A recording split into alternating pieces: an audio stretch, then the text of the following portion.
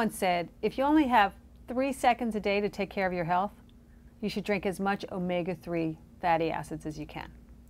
Now, is that good or is that bad? What's the truth about omegas?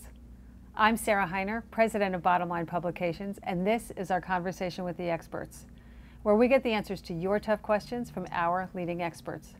Today I'm speaking to Dr. Andrew Rubman, a leading naturopathic physician and the medical director of the Southbury Clinic in Southbury, Connecticut. Dr. Rubman is also a long-term contributing medical editor to Bottom Line. So welcome, Andy. It's great to see you. Hi, Sarah. All right, omega-3s. Literally, this was someone said to me, they took a class that said, if you do one thing and one thing only, consume omegas. Amazing. Right? Mm-hmm. So what is it about omegas that makes them so vital to life? They're really good at helping tissue perform as it should, to avoid the bumps in the road that inflammation can cause, to quench challenges that cause levels of dysfunction in the tissue that can keep it from doing its job.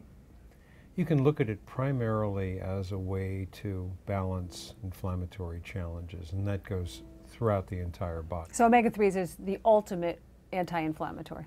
It really is. Yeah. Now let's talk about omega-3s versus omega-6s, because they tell people to supplement 3s and not 6s. So can you explain that? Okay. Omega-6 is found in great abundance in the diet, where dietary sources of omega-3 can be lacking. So why do we have so much 6s? Those are coming from grains and more of the plant foods that we're eating. Right, exactly. And the omega-3s are usually coming from plankton and microscopic organisms that primarily live in the sea. It's also coming from grasses and the phytochemicals that are found in the grasses. And this is an important concept too. People said to me, well, does it matter if I have grain-fed beef? Does it matter if I have wild-caught fish? And the answer is yes. If you feed a cow or you feed a fish grain, it's going to produce omega-6 acids, not too much omega-3s. The other thing that's interesting is that the colder the environment the animal lives in, the more omega-3s it makes. So I have snowbird patients who go down to Florida in the winter on the same diet. Their arthritis comes back. Their skin irritations come back. Their allergies come back. What's the difference? What are you doing? I'm eating the same. You eating salmon? Yes. Where do they catch it? Off the coast. Not good enough. You got to get it from the northern colder waters. And the truth of the matter is that we need 3s and 6s, but we're telling people to supplement 3s because we already have so much 6s in our bodies. Is that right? Yeah, it's rare that a person's deficient in omega-6s or omega-9s, which is the other fatty acid part. And can somebody eat enough 3s, or is it best to supplement? They can eat enough 3s, but they really have to be paying attention to their diet, and it's mostly done through an adequate intake of cold water, free-ranging or wild-caught fish. And should everybody be supplementing 3s?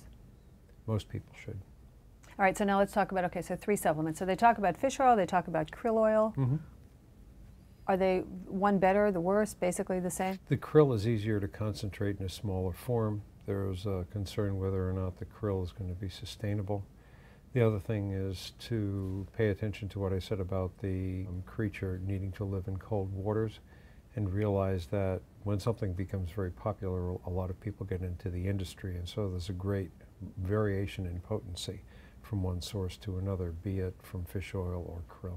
With so many varieties of omega-3s and fish oil and krill oil, how do you know when I'm standing at the store and I got rows and rows of omegas?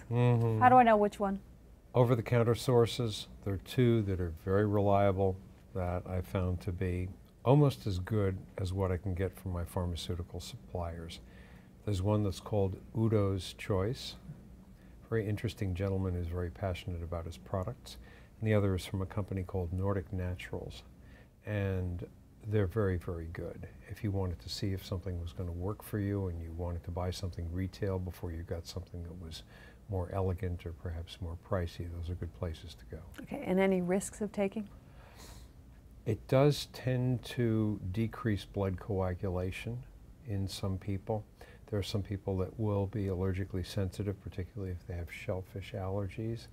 And so good to test in small quantities initially, and if you're on warfarin or another blood thinner, ask your medical provider first if it's advisable. Okay, great. Thank you, Dr. Andy. The bottom line on omegas, yeah, it's true. Everybody should be taking them.